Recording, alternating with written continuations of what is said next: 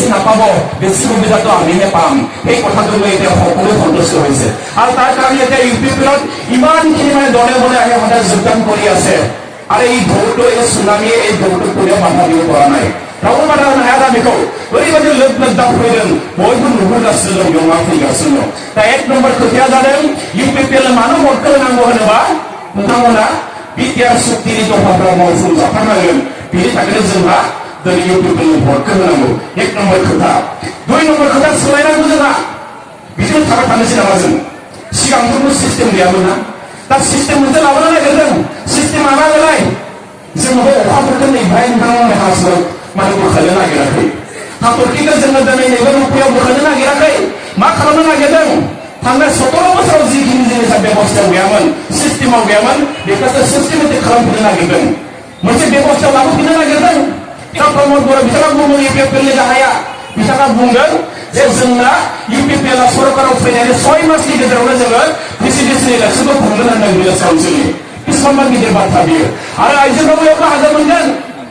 जि माने जोंहा भिलेज काउन्सिलाव जों नुगोन आइजोफोरनि मेम्बारा बिराद बुरजा, सोद्रोमाफ्रा बिराद बुरजा। बिथांमोननि गेजेरनिफ्राय जोंना आइजोआबो जोंना चेयारपारसन जानो हासिगोन। मिथिबायना? सिगां प्रेसिडेन्सिनि चेयारमेनफ्रा सोर जायोमोन? हौवा मानसि जायोमोन। एबारनिफ्राय हिनजावफ्रानो बेयाव प्रेसिडेन्सिनि चेयारपारसन जानो हागोन। नोंथांमोनानो दिनै चेयारपारसन जानो हागोन। आरो बे बाथ्राखौ दिनै प्रमद बर'आ सानदों। नाथाय बिथांमोना थांनाय 17 बोसोराव जों आइजोफोरखौ सासेबो जे जोंना बेयाव चेयारमेन होनांगौ, चेयारपारसन होनांगौ, बे खोथाखौ जोंहा सानफेराखैमोन। नाथाय एबार इउ पि पि एल सरकारा बेखौनो सानदों, बे आइजोफोरनि थाखाय जोङो माबा मोनसे गोहो होनांगोन। गाबोन समफोर भिलेज काउन्सिला बिराद गोहो गोरा जागोन। प्रमद बर' बिथाङा बुंदों सरकारा जों जाया, बिआर खेलेनायाबो सरकार नङा, जोंना बे बिनर बिथाङाबो सरकार नङा, प्रमद बर'आ गावबो सरकार जानाय नङा, गबिन्द बसुमतारियाबो सरकार जानाय नङा, जोंना बाबुल बसुमतारियाबो सरकार जानाय नङा, जोंना राकेश ब्रह्मबो सरकार जानाय नङा। सरकारा सोर जागोन? सरकारा जागोन नैबे रायजो राजासो सरकार जागोन, नोंथांमोनासो सरकार जागोन। आरो बे खोथाखौनो दिनै बुंनाय जादों, सरकारा रावबो नङा, रायजो राजासो सरकार जागोन। आरो मानो बेखौ बुंनाय जादों? गाबोन समफोर जोंना सोरबा इएमआ जिएमआ एमसिएलआ फैनानै डाइरेक्ट प्रेसिडेन्सि चेयारमेनासो बिथाङा खामानि दिहुननांगोन। जे चेयारमेन साहाब आंनो अमुक गामनि लामानि स्किम आंनो हरलाय, बै नोंथाङा जे आबाद मावनो थाखाय जे जल'मिसन इरिगेसननि जे बेबस्था दङ, बै स्किमखौ आंनो मोनसे हरलाय होननानै उल्था गामियाव फैनानैसो बिफैनांगोन। आरो दा बेखायनो इउ पि पि एल सरकारा बेखौनो बुंदों, पन्चायती राज बादि प्रेसिडेन्सिनि बे पावारखौ हरनो नागिरदों। गामियाव पावारफोरखौ डिसेन्ट्रेलाइज खालामनाय जागोन, बिकेन्द्रीकरण खालामनाय जागोन। नाथाय थांनाय 17 बोसोराव बेखौ मावफुंनाय जायाखैमोन। दा इउ पि पि एलआ नैबे सोलायनायखौ दिनै लाबोनो नागिरदों। दा बेयाव प्रेसिडेन्सिनि गासै पावारखौ बेयाव होनाय जागोन। टाउनाव जुदि दङबा बे टाउन काउन्सिल बानायनाय जागोन।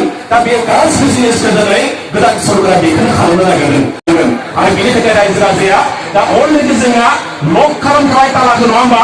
दिनै कक्लाबारियाव रावबो फेजेननो हाला, दिनै प्रमद बर'खौ जों मिथिखाबाय। आरो कक्लाबारिनि जेसेबांखिनि जोंहा रायजो राजा दङ, भटारफ्रा दिनै जों मिथिगौ 30,000 भटखौ दिनै इउ पि पि एल नामाव ताला मारिनानै दोनखाबाय। दोनाखै होनबा रायजो राजानोमोन?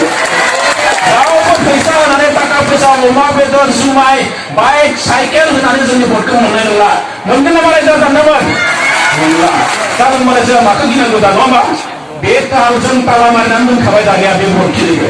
दा बेखौनो रायजो राजा नोंथांमोन, जोङो बांसिननिफ्राय बांसिन जोंहा भटआव देरहानांगोन। मानोना प्रमद बर'आ बिजाथि महरै नोंथांमोननि समस्टिनिफ्रायनो बिथाङा माने सिट जाहैगोन नालाय, दा बेखायनो भटखौ जोंनो बारानिफ्राय बारा नांगोन, आं बेखौ खावलायबाय। दा एक नम्बर बाथ्रा दिनै हाग्रामा महिलारि बिथाङा गावनो सक्ति खालामनाय एकर्डखौ दिनै बिथाङा बुंदों बेयाव जेबो गैया, फेलुलेस होननानै बुंदों दिनै। होनबा जोङो बिथांखौ मानो भट होनो? जों भट होआ आरो बि पि एलखौ जों भट होआ। मानोना बिटिआर सुक्तिया जेब्ला बेयाव मावफुंजागोन, दफाफ्रा मोनफा मोनफा जों रायजो जानाय, जों बर'फोरखौ मोनखागोनानो। आरो जों रायजो जाफानाय 32 लाख नैबे जनसाधारणाबो गुबुन गुबुन हारि माहारिनि बिथांमोनाबो दिनै सुबिदाखौ मोनगोन। गोबां जिनिस बेयाव फैदों, नोंथांमोना मिथिगौ। इउनिभार्सिटियानो बम्बे मुवा बेयाव फैदों, मेडिकेल कलेजेस फैदों, केन्सार हस्पिटाल बेयाव फैदों, नेरुसा बेयाव फैदों, रेलनि दामा बानायग्रा फेक्टरि बेयाव फैदों, साइनि कमप्लेक्सआनो गंथाम गुबै जिल्लायाव फैबावसिगोन, स्पर्ट्स इउनिभार्सिटि फैदों, अर्गेनिक इउनिभार्सिटि बेयाव फैदों। दा गोबां जिनिसा बेयाव फैदों। दा बेयावनो जोंनि रायजो राजाया दिनै बिराद सुबिदाखौ मोननो थांगासिनो दङ। आरो जोंल' नङा, माने गुबुन हारिफ्रा दिनै बिथांमोना सानगासिनो दङ, बर'फ्राथ' बारा फरायनाय गैया, लामाथ' जोंहासो बारा जासिगोन माथो, नङा होमबा? साननो गोरोंफ्रा सानगासिनो दङ दा। সকলোৱে ভাবি আছে এতিয়া বড়োসকলৰ সাক্ষৰতাৰ হাৰ কম, তেখেতসকলে শিক্ষাত দীক্ষাত কম, গতিকে এতিয়া বিটিআৰ চুক্তিৰ দফাবিলাক যদি ইয়াত মানে ৰূপায়ণ কৰা যায়, এটা এটা অনুষ্ঠান প্ৰতিষ্ঠানবিলাক